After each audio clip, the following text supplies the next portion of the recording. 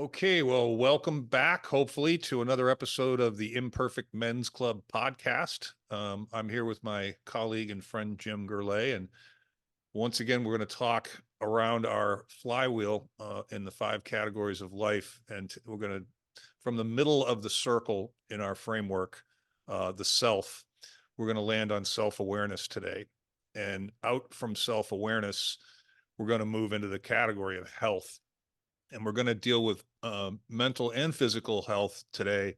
And the topic is going to be mindfulness. And we got a couple of kind of cool subtopics underneath that mindfulness. But I think mindfulness is in the world and in the lives of people that are self-aware. And I don't know what your experience is, Jim, but I think there's a lot more people that are lacking self-awareness than there are people with self-awareness. Would you agree with me or disagree with me? Oh, I absolutely agree with you, Mark. And again, self-awareness seems to be the one that comes up just about every time we do a podcast. I also appreciate what you said. You know, we talk about these five categories. We've talked about worldview. We've talked about our profession. We've talked about money sometimes, um, and we've talked about relationships with others. But when it gets into the health part of it, we have these two categories: mental health and physical health. And especially now with what is going on in the world, Mhm. there's no question we have a mental health crisis right now. Yeah. And what I like about our talks is that um, it's specific to men, particularly 40, 35, 45, 55, that whole range, and into 65, because it's different.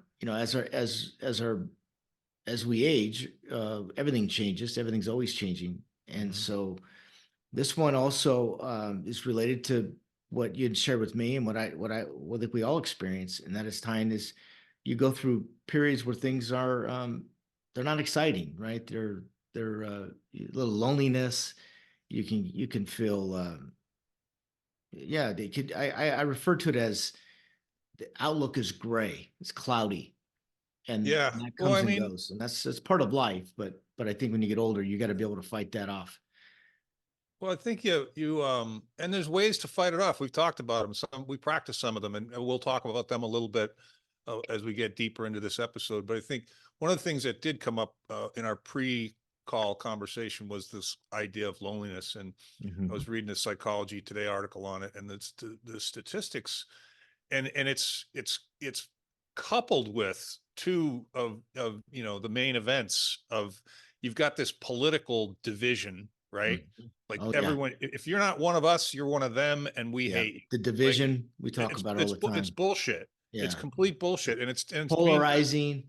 yeah. It's And then yeah, the other thing, which is it did the same thing, is COVID. COVID yeah, put everybody back in their houses, and some people didn't come back out. You yeah, know, and what it did to the kids in the schools. I mean, they're a couple of years behind with. I yeah, mean, if you really, and we're teetering on World War III, some would argue. It's just like yeah, these things don't just like not impact us. They yeah. sometimes they do it subtly and subconsciously, which is arguably worse because you can't Hmm. you can't get to those as quickly, right? We're like, what is that? What Yeah. is that? And I was telling you, you asked me how I was doing today, and I said, how was yesterday? I was like, it sucked. How Mhm. come? I didn't do anything. Mhm. I allowed myself to get very little done. And then we talked about how that might make you feel worse because productivity makes you happier, Yeah, and it did. And then my job at the end of that day is to say, okay, well, how long am I going to wallow in this guilt? Just give yeah, yourself, forgive yourself, and move on, because the guilt yeah. doesn't. So you got all these moving emotions that are exacerbated by aging, right? And I think if you're self-aware, at least what I try to do is go, okay, is this happening to me? Why is this happening to me? What is happening to me? And what can I do about it? I Mhm. find myself doing that all the time. Yeah, yeah. Well, apparently you're not alone. I think I may have shared a statistic with you before, but we talked about suicides, right? And 80% or 50, about approximately 50,000 suicides every year in the US. 80% are men. Yep. Yep. Yeah. Um, Well, I know as I was telling you, Jordan Peterson, when he speaks about this topic, when people are trying to tell him that it's a man's world and the patriarchy and men have it easy and they're privileged and whatever, he's like, most people in prison are men. Most people that go to war are men. yeah, Most people that kill themselves are men. yeah, Most people involved in crime are men. yeah. It's just like, there's like Loneliness, mostly men. Yeah. loneliness, mostly men. So it's like, it's not a pity party, but it's like, come No. on, Yeah. how come we continuously get to the conversation? I mean, not you and me, but people. Yeah. Eventually, we end up with us and them. And if you're not one of us, you're one of them, and we Yeah. hate you. You know, Yeah. it's horrible. And it's like there's all this stuff piling on at once. No wonder people are lonely. No wonder Yeah. people are anxious. You Yeah. know, no Yeah. wonder. Yeah. And then, so yeah, this thing was last week or the week before. I think I heard a talk or something about dopamine and Hmm. how our body naturally produces dopamine. And then some people get it from other things, right? Uh, TV, sports, gambling, sex, drugs. Um, but but as our bodies age, our dopamine levels drop almost as much as 50% from our 20s, 30s, 40s into your 60s. So it doesn't naturally produce the same level of protein that it once did. And I find that interesting because, of course, the worst things you can do is try to supplement it with drugs, alcohol, sex, all those kind of things. That never works out good, right? But there are things you can do, and I know you do some of them. Mindfulness starts number one with breathing, Hmm. and then, Hmm. of course, meditation, which I'm not very good at. I try to. I do different things. Exercise is another very good thing for is Yep. mindfulness because Yep. your body's not thinking about the idea is to get in the present. That's what meditation is, right? So share me, I know again you do some pretty consistent breathing exercises. Hmm. um, but how's that helped you? And yeah, what's your thoughts about dopamine in general? And it's something that we really need to be aware of and manage. And then I think I sent you an article of 9 hacks. Yeah, I honestly wasn't aware. When I think about declining levels of stuff for middle-aged men, the first thing that pops into my mind is testosterone, and Yeah, yeah, we didn't really talk about that. But I never thought that I thought dopamine was event driven, mm, and maybe to some extent it is, it is. um, Yeah, sure. but It's it's just one all event, right? It doesn't have to be a big, yeah, but you also have to apparently have a foundational level inherent in your body that goes down as you age. yeah, yeah, So that's yeah. an interesting. And before I forget, there's the two guys. One of them is the guy you brought up. If anybody wants to go way deep in Mhm. this Yeah, topic, way beyond our knowledge base, because we're yeah, not experts at this, we're yeah. just interested parties. Mhm. Um, is George Mumford, the guy whose book you're reading right now, Yeah, and then yeah. Dr. Andrew, and is it Huberman or Haberman? Yeah, Andrew. it's Huberman. Yeah, but yeah, he does a lot of stuff on the Those dopamine, guys. So you want to get a. caffeine. Yep. Yeah, a lot of the body hacks. Whether it's cold plunges, um, saunas, things like that. He's the expert in that. But Yeah. it's interesting you mentioned him. Um, I believe it was him came out with statistics. So it turns out that a cold plunge, just hacking the body to go extreme uh, temperature differences for your body, can give you the effect of doing a line of coke. Yeah. That's yeah, Yeah. I and it think I saw lasts him. longer. Did you I hear think I about saw that? him. I think I saw him say that on a podcast. Yeah, it was It, something it, else. And so very, I that's what led to this dopamine deep dive that I did last week because you know, I heard that I, article and then I said, there's something to this, and sure yep, enough, it is. yep. Yeah, No, I think it's good for people to know that. And I think I'll share a couple more of those hacks. But, what I do is, and I've told you this before, as soon as I get out of bed, pretty much in synchronization with my girlfriend, if we're together, it's easy. If we're apart, it's FaceTime, but it's the same yeah. experience for me. Probably a little bit more intimate when we're together, but it's Wim Hof, Mhm, Wimhof, and almost everybody knows him now. And mhm, I used to bring him up, and people would say, "What are you talking about? What'd you say?" mhm. Gesundheit, And but now he's become real popular. I got an email about his next retreat in Spain. He brings, hundreds of people, and they Oh hike yeah. and they jump in Yeah. cold water, and they breathing exercises and meditation. It's an 11-minute exercise. It's 3 rounds of breath work. And I rewind after the third one to create a fourth one, which makes it a 15-minute routine. Mhm. And I think, dude, part of the reason that I keep doing this, and I've been doing this for years, every day, Mhm. maybe missed a couple of days in 4 or 5 years, What time is of the day do you do it? usually it's around 7 o'clock. And PM or so AM? AM, AM. AM. Interesting. Mhm. And then I meditate for probably 10 minutes. I just turn on some binaural beats on my Mhm. computer and I meditate. And you had said earlier you're not very good at it. I don't think there are very many people that are good at it. One of the things that I started doing a couple years ago when I was having that same conversation with myself is let's pretend there's no good or bad. You can't do this wrong. Just do it. Just try and occupy the present moment with your eyes closed or with your eyes open, focused on a specific object the whole time.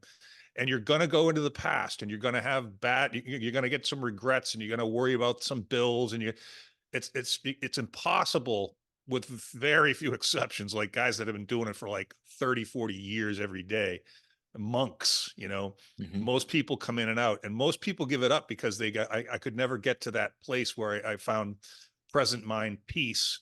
I'm telling you, you keep doing it, it's going to happen. First, Yeah. it happens for like 30 seconds, then it happens for a couple minutes.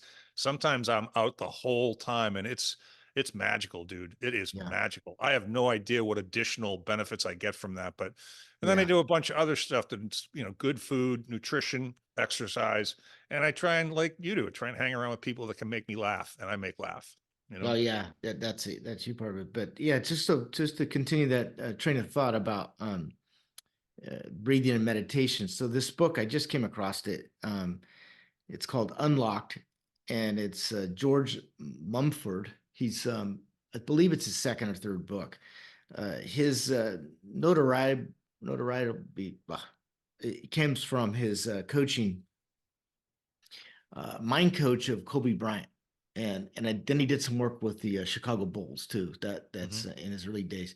Super interesting guy, but it's all about the high performance athletes Hmm. and what it takes to be a high performance athlete, or the mind part of being the very best. Hmm. And it's he refers to a number of different psychologists that go way back, into the 30s and 40s. Hmm. But you've heard of that term, the second wind. He Hmm. uses that where you can push the mind into this next level, and Hmm. it really is, it's unlimited what it can do, Hmm. and that's what Kobe Bryant contributes to the work that he did um, with George Mumford, particularly when it comes to medication, because then he is a certified where he went away from one of those retreats. I don't know what they call those. Where so he that's one of his main practices is meditation and Yeah. mindfulness. Yeah, and Wim Hof does a lot of work in that meditation space as well, and he'll tell you you are capable, all of us, any Yes. humans, you are all capable of way more than you're Yep. performing right now. Yeah. Yeah. And he teaches people. I remember reading about him years ago when the scientific world thought he was just an anomaly, that this was a spectacularly unique human being, and Yeah. that other people couldn't do these things like running in the desert with no water and Yeah. climbing Mount Everest with a pair of shorts on and boots, Yeah. no shirt. Like Yeah. seriously, he's got 17 Guinness Book of World Records when I last checked. He Yeah. might have another one Interesting. by Yeah, it's all now. related to this, and Yeah. I Yeah. did what I like, and again, I'm only into this book maybe 3 or 4 chapters, but what I liked it was it's not to you're in competition with anybody else. Hmm. You're really it's being your very best. Hmm. So sure, there's a competitive advantage to that, especially in professional sports, but it really was how he was able to get these teams and these players to be their very very best self. Hmm. Hmm. And then of course the history is speaks for itself as far as the accomplishments of them. He also talks about the importance of getting this into the hands of high school students Hmm. early on, And then he did a lot. He did like many years of work with the prison system Hmm. and how you can diffuse conflicts. You can a lot can be done with taking this approach of mindfulness, and that's Yeah. in Yeah. the I think the one of the things we talk about a lot is how, it's the fork in the road. You go bitter or better. And Yep. I love that phrase. And I think the people that go better in large part Mhm. commit to just continuing to get better every day, and at whatever you were here for. You can get healthier, you can lose weight, you Yeah. can get smarter, you can visit more countries, you can get more exercise. I mean, it's just like, and I happened upon these things because, like you, I was an athlete my whole life, so Mhm. I'm familiar with nutrition and I'm familiar with physical, working out and exercise.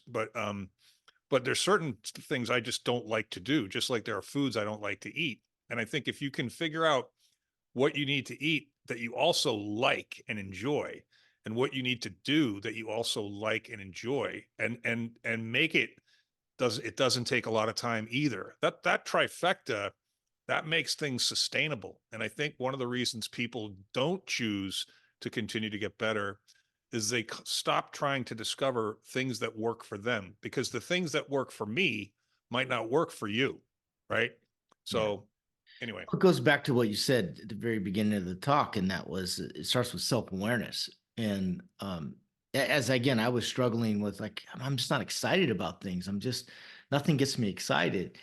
And another day goes by, another day goes by, and you just don't get excited about things. Well, it turns out, yeah, there's a number of always things going on. There's environments, but it turns out, yeah, our body's not producing the dopamine that gives you that level of excitement. Hmm. And Hmm.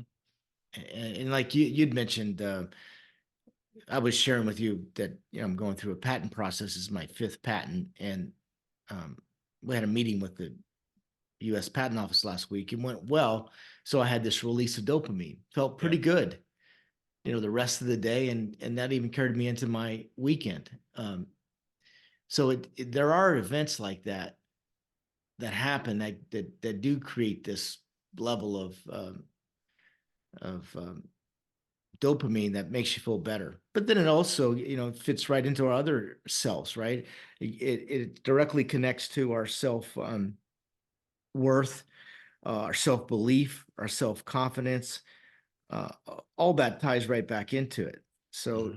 it's definitely definitely worth something working on. Well, here's let me share a couple of these. You sent me this list. It's Yeah. nine dopamine hacks. So it's like dopamine makes you happy, right? So if you're in pursuit of happiness, aka good sources of dopamine, Hmm. they're obvious to me in hindsight. Exercise, sun and the Yep. outdoors, rest, Oh, new. this is you're going through the list right now. These are Yep. the 9 dopamine hacks. No, these are just the differences between good and bad dopamine. Oh, I see. Okay. So it's number two. It's number no Of the nine, number one is set a clear and meaningful goal. Number Uh-huh. two is good dopamine versus bad dopamine. And that's where I say the good stuff is the exercise, the sun and the Oh, I outdoors, see. rest, new experiences. That's interesting. New experiences. That supports our position. Good sleep and Hmm. working towards goals. And the bad stuff comes from alcohol, junk Hmm. food, doom scrolling on social media, drugs, gambling. I mean, when you say it like that, everyone will go, yeah, well, that makes perfect sense. So Hmm. if you can stay away from the bad stuff and increase the good stuff, it's pretty simple. Might not be Yeah. easy, but it's pretty simple. Yeah. And then this thing says removing temptations is number three. And Hmm. that's makes me think about one of the reasons I eat well is I refuse to put things in my cupboards in my refrigerator that are not good for me. And Yeah. so I Good make way to it remove the Yep. temptation. Just don't I have it in I your I I building, make it right? diff I make it difficult to eat bad food. Yeah, and it's Yeah. it's it's simple. And Well, this and is interesting. I didn't realize there's such a thing as bad dopamine. That's what it says in number 3 as well, right? Yep, So yep, yep. Yeah, it's and we there's good don't and I don't bad dopamine. we don't need to go through the whole list, but I think that just an awareness that you have control over these things if you're mindful and self-aware. And my daughters tried to get me to go to yoga for 10 years before I went. and a couple of life events triggered it, and I started going, and I started seeing how I misinterpreted what it was all about. And it really was maybe the beginning of my deep dive into mindfulness, because all yoga is all about meditation. It's not about competition at Yeah. all. It's about just do what you're comfortable doing. You can't do this wrong, you know? And Yeah. there's so many tools out there. It's just, Yeah. it saddens me when I hear how many people are lonely. And that's an interesting. Let's grab that for a sec, Jim. I said to you Mhm. earlier, I don't think I've ever been lonely, and then you said something about hanging around. If you're in a position of familiarity with somebody that's always around in your life, it could be a husband, a wife, or a kid, and you're like, you can be lonely in the presence of other people. Well, Being I being, think, yeah, when I mentioned that, and then you said I something that I know. think we can all relate to about a marriage, right? Yeah. You can have a marriage and be very lonely. And then of course you said towards the end of your marriage, it was one of the loneliest times you've ever had, right? Oh, I was smiling when you said what you said, because I thought, oh, I lied. That's Yeah. right. The last couple of years of my marriage, I was very lonely, Yeah. and there were always people around, but I was very, very lonely. And then I And spent a boredom is lot. another one that comes in if you're bored, right? Yes. And bored is because it's the same thing over and over again, and you've done nothing to get excited about or to create the dopamine. Very, very easy to slide into a state of boredomness and then not get out of it, just assuming that's the way it's always going to be. Yeah. Well, interesting, as I've coached people over the years, and why people want to leave their job or why people are unsatisfied or unhappy. I got a lot of feedback in that space over that long period of time, and not learning new things was at the top of the list. It was top two or three. Being appreciated, I think, was number one, and then having new opportunities to learn new things was right behind it. And I think money came in third. Mhm. So it's not just a middle age thing. You gotta, as soon as you said the word bored, the word lazy popped into my head. It's Mhm. like, if you're bored, you're being lazy in that moment, because there's so much to pursue. There's so many things to grab onto. Just go for a walk, get outside in the sun, open up a good Yeah, book. that was one of the things they mentioned here. You're right. Just to get an exposure to sun. Well, we're fortunate because you live in Florida, I live in California. Not Yeah, everybody has access to sun, yeah, but it is a hack. Just yeah. getting out there, going for a walk. I have been doing that. It's been about a week now. I run, I'll ride my bike and stuff outside. But I've been getting up every day instead of going straight to the device. Hmm. The first thing I do is go for a walk. And I'm not a big walker. I don't even really like it, but it says there's something you don't want high intensity right away. You wanted your eyes to be exposed to natural sunlight or natural light of any kind, right? Hmm. Instead of directly to a screen. And then, yeah, just a short 10-minute walk. So your body is somewhat in sequence of itself. Yeah. And, Yeah, and it's well, a couple of the other things that are coming up here are interestingly enough, there are professional issues as well as personal issues. It's like leverage intermittent rewards, which is like, celebrate your little successes, right?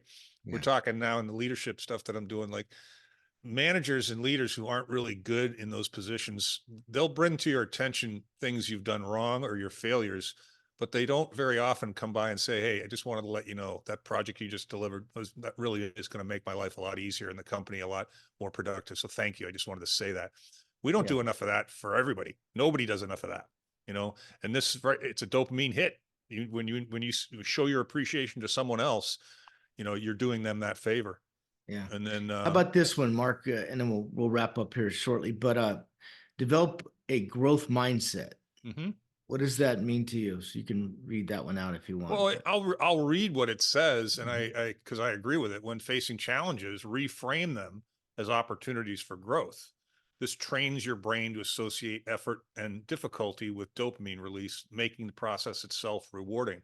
Hmm. So that's the whole adage of turn your failures into learning opportunities, right? Which is what they are, if you Yeah. choose to do so.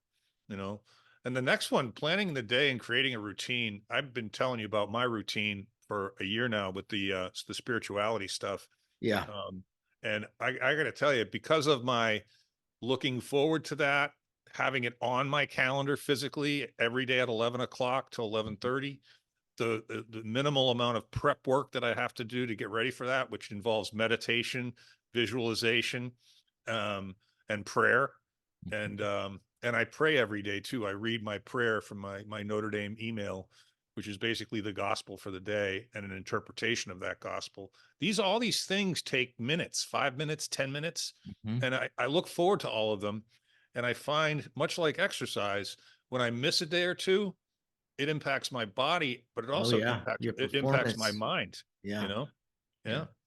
Same else. So Yeah, that's good stuff, Mark. I glad we got that one in. I know we don't talk enough about it, right?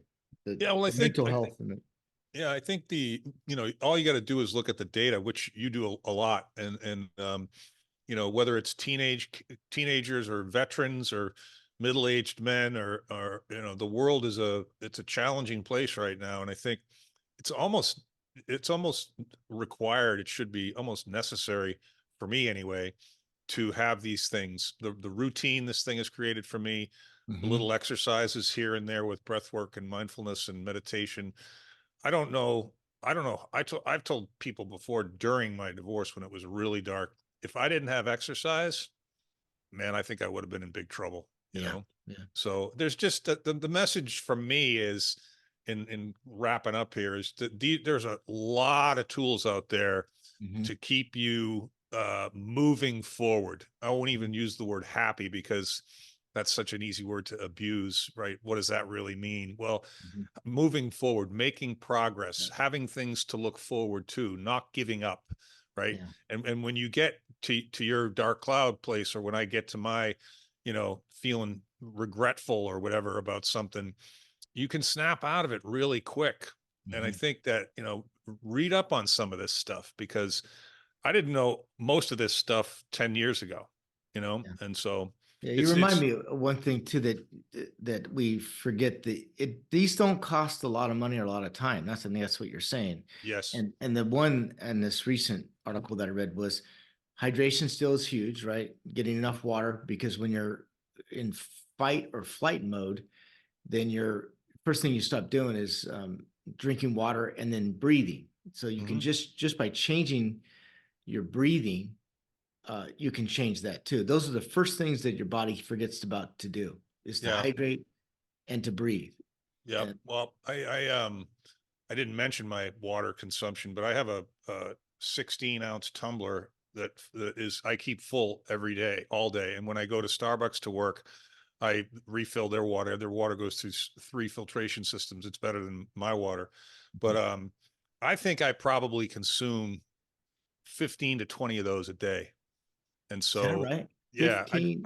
I drink a shitload of water, and I Wow, that's a lot. promise you, That's pretty good. I promise you. Well, some of it has to do with my size. I'm like 235, Yeah. and 6'4", so there's more room for it. But and Yeah. I sweat a lot Yeah, without which moving is very around a whole healthy, lot. by the way. It is. It's sometimes it's distracting, and sometimes it's embarrassing. But most of the time I'm sweating, I'm outside working or I'm exercising. But I Yeah. do process stuff quickly as well. But yeah, no, you're absolutely right. Water is too many people dismiss the power of water, Mhm. Mhm. and it is nothing. I don't think anything Yeah. I mentioned costs anything. Yeah. I think So all of it's it's free. basic All of it hydration. doesn't take long, and I enjoy all of it and look forward to it all. So Yeah. anyway, Good hopefully stuff. some of that helped. And remember those two authors, the George Mumford and Yeah. Andrew Huberman. Those are great resources to go way deeper than we just did. Yeah, absolutely. So, all right, Mark, until next week. Thanks. Thanks, Jim. See you.